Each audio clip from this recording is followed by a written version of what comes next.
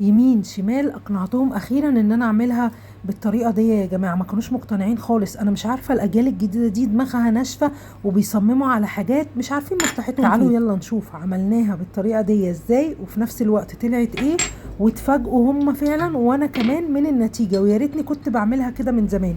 يلا بينا ندخل ونشوف مقاديرنا ايه وطريقه تحضيرنا ايه، بس يا ريت نصلي على رسول الله صلى الله عليه وسلم ونشوف هنعمل ايه. يلا بينا. الحاجه معايا هنا حطيت شويه من بودره الثوم وبودره البصل، وكمان حطيت ملح وفلفل اسود وشويه من البابريكا، وممكن كمان اضافه شويه من الشطه، وكمان حطيت عصير الليمون ومعلقه كده صغنونه من الخل. هنبتدي بقى ننزل هنا بنص كيلو من صدور الفراخ. طبعا انا عايزه اقول لك الطريقه دي سهله وبسيطه، ولا بقى هتقلي في الزيت. طبعا احنا عارفين ان اسعار الزيت بقت خياليه، فاحنا عايزين نعمل الوصفات بطريقه سهله وبسيطه وكمان باقل الامكانيات. دي تتبيله كده حلوه قوي للفراخ بتاعتنا، تقدري ان انت تتبليها وتسيبيها بقى كده مش اقل من نص ساعه في قلب التتبيله. ويا سلام بقى لو تبيتيها كمان قبليها بيوم، هتخلي الفراخ معاكي في حته تانية خالص. ادي بقى الفراخ بعد ما تبلناها هنسيبها حوالي نص ساعه وهنشوف هنعمل ايه. هنا بقى بجد صوص خطير هنحضره كده مع بعض بطريقه سهله وبسيطه. هنحط معلقتين كده من المايونيز وكمان معلقتين من الكاتشب بالشكل ده. بصوا الصوص ده روعة، هينقل معانا الفراخ لحتة تانية خالص. حط بقى عليها كده معلقة كبيرة كده من السمسم، ويكون السمسم متحمص معانا. هنزل عليها كده بعصير ليمون وكمان شوية خل، ولو عندك بقى خل تفاح يا سلام هينقل الموضوع معاكي لحتة تانية خالص.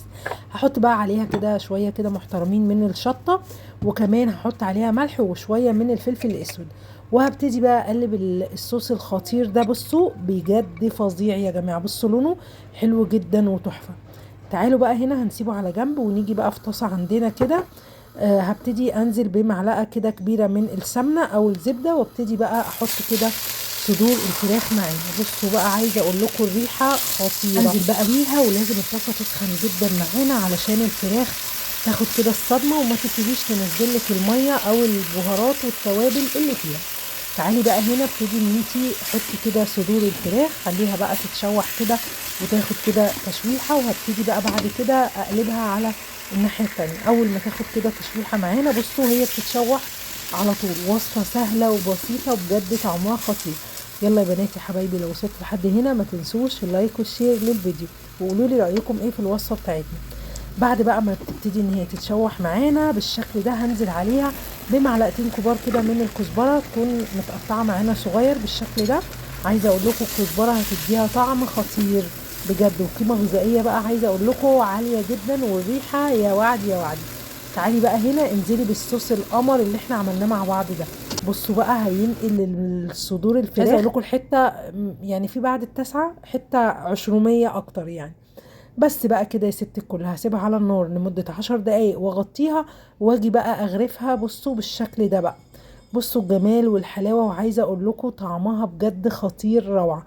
اسهل وابسط طبق تقدري تعمليه، مش هتقلي بقى في زيت وتعمليه بانيه ولا اي حاجة. ممكن بقى ناكله كده مع الرز الابيض او الرز ابو شعرية، حاجة كده خطيرة، او مكرونة ايا كان. هو بصراحة احنا كلناه كده كان طعمه حلو جدا بالعيش بألف هنا وشفا، بجد خطير. والفراخ بقى جوسي كده لوسي من جوه. بصوا والصوص ده حكاية، صوص طعمه غني جدا وطعمه حلو قوي قوي ومشطشط شوية. عايزة اقول لكم للناس اللي بتحب الاكل السبايسي بجد تحفة. كنت معاكم مي امين، واستنوني في وصفات تانية جاية كتير.